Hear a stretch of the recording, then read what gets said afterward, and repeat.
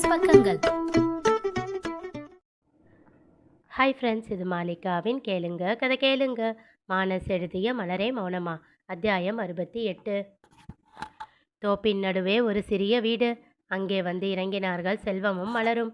அடிக்கும் வெயிலுக்கு இதமாக குளிர்ந்த காற்று அவர்கள் மேனியை தழுவிச் சென்றது. அது அவர்கள் மனதையும் குளிர்விக்க எண்ணி அவர்களையே மீண்டும் மீண்டும் சுற்றி வந்ததோ என்னவோ. ஆனால் அவர்கள் அதையெல்லாம் உணரும் நிலையில் இல்லை. அந்த சிறிய வீடு நடுவில் மட்டும் காங்கிரீட்டால் ஆன மச்சு வீடாகவும் சுற்றி 4 பக்கமும் ஓடுகள் அமைந்த மேற்கூரையோடும் காட்சி அளித்தது. பூட்டை திறந்து கொண்டு மலரின் கைப்பிடித்து உள்ளே நுழைந்தான் செல்வம். தரையை கழுவிவிட்டு சுத்தப்படுத்தியதற்கு அடையாளமாக ஆங்காங்கே இன்னும் ஈரப்பதம் மிச்சமிருந்தது. நடுவில் வெளிச்சம் வீட்டை நனைக்க ஒரு முற்றம், அதை சுற்றி தூண்கள், ஒரு சிறிய கூடம், ஒரு சமையலறை, ஒரு படுக்கை அறை. இதை தாண்டி சென்றால் பின்பக்கம் ஒரு சிறிய வராண்டா, அதனோடு ஒட்டி இருக்கும் குளியலறை. அவ்வளவுதான் அந்த வீடு. சுற்றி நோட்டமிட்டதில் தான் சொன்னதோடு சேர்த்து சொல்லாத விஷயங்களையும் நிறைய செய்திருந்தான் செந்தில். அதை நினைத்து மனதிற்குள் சின்னதாக மெச்சுதல் தலை தூக்கினாலும் அவனுக்குள் இப்போது இருந்த இறுக்கம் அதனை ஒதுக்கி வைத்துவிட்டு கடந்து சென்றது. செல்வத்தின் எண்ணமெல்லாம் இப்போது மலரை எப்படி சரி செய்வது என்பதிலேயே இருந்தது. அறை கதவை திறந்து மலரை அழைத்து கொண்டு உள்ளே நுழைந்தான். புதிய கட்டில் மெத்தை தலையணை அவர்களை வரவேற்றது. இங்கே ஒற்றை ஸ்டீல் கட்டில் மட்டுமே இருக்கும்.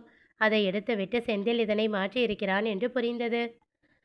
மலரை அமர வைத்தவன், இங்கேயே இரு மலரு, இதோ வரேன் என்று விட்டு நகர அவனை விலக விடாமல் இறுக்கமாக கையை பற்றி கொண்டாள்.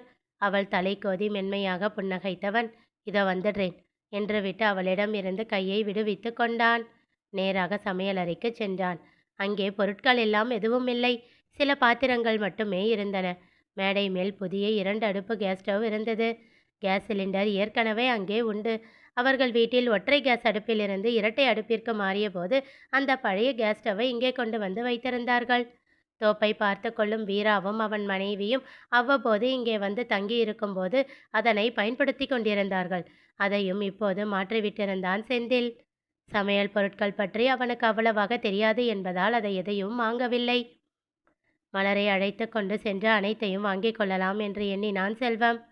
ஒரு குடத்தில் புதியதாக நீர் நிரப்பி வைக்கப்பட்டு இருந்தது. ஒரு சொம்பு தண்ணீரை குடிக்கும் பதத்திற்கு சூடாக்கி எடுத்துச் சென்றான்.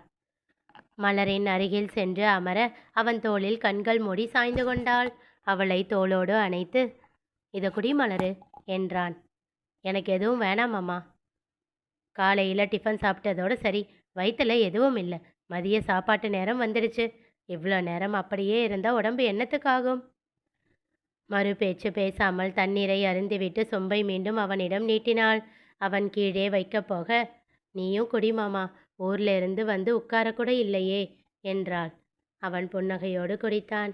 பிறகு சில நிமிடங்கள் அவர்களிடம் அமைதி. பின் செல்வமே தொடங்கினான். உன்னை கேட்காம இந்த முடிவை எடுத்த என்ன உனக்கு வருத்தமா மலரு? இல்லை மாமா, எனக்கு இது தப்பாக தெரியலை. அந்த வீடு மாதிரி இது பெருசு கிடையாது. வசதியும் குறைவு. வேலைக்கும் ஆளுங்களெல்லாம் வைக்க முடியுமான்னு தெரியல.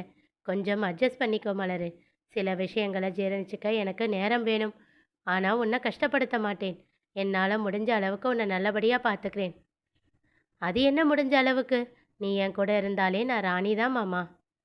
இமைக்க மறந்து சில நிமிடங்கள் அவள் முகத்தையே ஒருவித உணர்வோடு பார்த்தான். பிறகு தன்னை சரி செய்து கொண்டவன், பசிக்குதாடா? கொஞ்ச நேரத்தில் காசி சாப்பாடு கொண்டு வந்து தருவான். மதியம் மட்டும் அதை சாப்பிட்டுக்கலாம். அப்புறம் உனக்கு என்னென்ன தேவையோ அதை வந்து வாங்கிக்கோ, சரியா?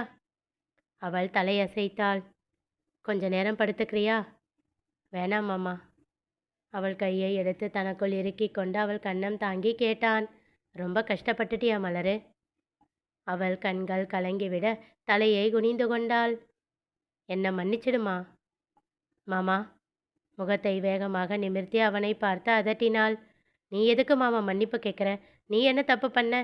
என் மாமா எந்த தப்பும் பண்ணலை, எப்பவும் பண்ணவும் பண்ணாது. அவள் கையில் அழுத்தமாக முத்தம் வைத்தான். உன்கிட்ட ஒன்று கேட்கணும் மாமா. என்ன? உனக்கு எப்படி எல்லா விஷயமும் தெரிஞ்சது? எல்லாத்தையும் கரெக்டாக சொன்ன. காசியும் சிந்தாமணி அக்காவும் சொன்னாங்க. ஓ, ஆனால் உன் தம்பியும் நானும் பேசிக்கிட்டது? அது வேலாயி அக்கா சொன்னது. சேகர் உன்கிட்ட பேச வர்றதை பார்த்துட்டு தோட்ட வேலை செஞ்சுக்கிட்டு இருந்தாங்க. உன்கிட்ட வந்திருக்காங்க. சேகர் ஏதாச்சும் பிரச்சனை பண்ணா நல்லா பேசி வெளுத்து விடலாம்னு நினச்சாங்களாம். ஆனால் நீயே கரெக்டாக எல்லாத்தையும் பேசவும் அமைதியாக பார்த்துக்கிட்டு மட்டும் இருந்திருக்காங்க. உன்னை ஹாஸ்பிட்டல்ல இருந்து கூட்டிக்கிட்டு வர காசி அங்கே வண்டி எடுக்க வந்தப்போ அவன்கிட்ட சொல்லியிருக்காங்க. அவன் உடனே எனக்கு சொன்னான். இப்போது அவன் முகத்தை வேதனையோடு பார்த்தாள். அவன் கையை எடுத்து தன் வயிற்றில் வைத்து, இது எப்படி தெரியும் மாமா என்றாள் நலிந்த குரலில். அதில் அவன் முகமும் வலியை தேக்கிக் கொண்டது. சட்டென்று எழுந்து அவள் முன் மண்டியிட்டு அமர்ந்து அவள் உள்ளங்கைகளை விரித்து அதில் தன் முகத்தை புதைத்து கொண்டான். மாமா. அவனிடம் பதில் இல்லை. என்னாச்சு மாமா? நிமிர்ந்து என்ன பாரு மாமா. இப்போது அவனிடம் இருந்து பதிலாக தன் கையில் அவன் கண்ணீர் துளிகளை உணர்ந்தாள். அடுத்த நொடி பதறி அவன் முகத்தை வம்படியாக நிமிர்த்தினாள். மாமா, என்ன மாமா, ஏன் அழற? பதட்டத்தோடு கேட்டாள். நீ கன்சல்ட் பண்ணிட்டு வந்த டாக்டர் விஜயலட்சுமி என் கூட படித்தவ. உன்னை செக்கப் பண்ணிவிட்டு எனக்கு ஃபோன் பண்ணி அப்படி திட்டுனா. இந்த மாதிரி விஷயத்துக்கு அவள் கூட வராமல் எங்கடா போனேன்னு. நான் ஊரில் இருந்து இப்போ தான் வந்துக்கிட்டு இருக்கேன்னு சொன்னேன். ஏன் உன் வீட்டில் ஆளுங்களே இல்லையா? எப்படியா தனியாக அனுப்புவாங்கன்னு சத்தம் போட்டா. மலர் திகைப்பாக பார்த்தாள். அது வரைக்கும் கூட காசி சொன்னதை வச்சு ஏதோ ஒரு ஹாஸ்பிட்டல் அப்படின்னு தான் நினச்சேன். ஆனால் இதை கேட்டதும் என்னால் தாங்க முடியல. கொஞ்ச நேரத்திலேயே காசி திரும்பவும் ஃபோன் பண்ணி சேகர் உன்கிட்ட பேசினதை சொல்லவும் என் கோபம் அதிகமாயிடுச்சு. அது வரைக்கும் கூட வீட்டில் வந்து எல்லாரையும் சத்தம் போடணும்னு மட்டும்தான் நினச்சிக்கிட்டு இருந்தேன். ஆனால் அந்த நிமிஷம் முடிவு பண்ணேன், எல்லாரும் இருந்து மட்டும் உனக்கு என்ன பிரயோஜனம், அதனால் யாரும் வேண்டாம்னு. அதுக்கப்புறம்தான் இந்த ஏற்பாடெல்லாம் பண்ண சொன்னேன். அவன் குரலில் இருந்த வருத்தமும் வேதனையும் வலியும் அவள் கண்களில் கண்ணீரை வரவழைத்தன. அவன் தலையை ஆறுதலாக வருடியவள் அதில் தன்னையும் சமாதானம் செய்து கொள்ள முயன்றாள். அவனோ மொத்தமாக உடைந்து விட்டான். ரொம்ப வலிக்குது மலரு. எவ்வளோ சந்தோஷமான விஷயம். அதை யாரும் கூட இல்லாமல் தனியாக நீ கேட்டப்போ எவ்வளோ வருத்தப்பட்டிருப்ப. அவன் நெற்றி முட்டி அவளும் கண்ணீர் உகுத்தாள்.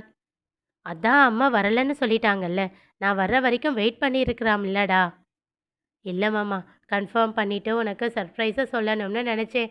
நான் இப்படி வீட்டில் பிரச்சனையாகும்னு நினைக்கவே இல்லையே. நீ வர்றதுக்குள்ளே நான் போய் டாக்டரை பார்த்துட்டு வந்துட்டு உன்கிட்ட எப்படியெல்லாம் இந்த விஷயத்த சொல்லணும்னு நினச்சேன் தெரியுமா? உன் தம்பி நடுவில் வந்து பேசினதில் மொத்தமும் கெட்டுப்போச்சு மாமா. நான் சொல்லாமலேயே உனக்கு தெரிஞ்சிடுச்சில்ல. என் ஆசையெல்லாம் நடக்கவே இல்லையே. எவ்வளவு முயன்றும் கட்டுப்படுத்த முடியாமல் வெடித்து அழுது விட்டாள். அவளை தன் நெஞ்சில் தாங்கி இறுக்கமாக அணைத்து கொண்டான். நான் ராசி இல்லாதவன் மாமா. பிறக்கும் போதே என் அப்பாவை என் அம்மா கிட்ட இருந்து பிரிச்சிட்டேன். இப்போ என் வயிற்றுல உயர சுமந்து உன்னை உன் அப்பா அம்மா கிட்ட இருந்து பிரிச்சிட்டேன். அதை கேட்டு அவளை அடிக்க கையை ஓங்கியிருந்தான் செல்வம். மிரட்சியோடு அவள் பார்க்க தன்னை கட்டுப்படுத்தி கொண்டு கையை இறக்கிவிட்டான். சட்டென்று எழுந்து சென்று பின் வராண்டாவில் நின்று கொண்டான். அவன் பின்னாலேயே வந்தவள் அவன் கோபம் புரிந்து அவனை பின்னால் இருந்து அணைத்து கொண்டாள். அவன் தடுக்கவில்லை, ஆனால் ஆதரிக்கவும் இல்லை. அவன் முகம் கோபத்தில் சினந்து இருந்தது. சிறிது நேரம் அவன் கோபம் தனிய இடைவெளி விட்டு பிறகு மெதுவாக மாமா என்றாள்.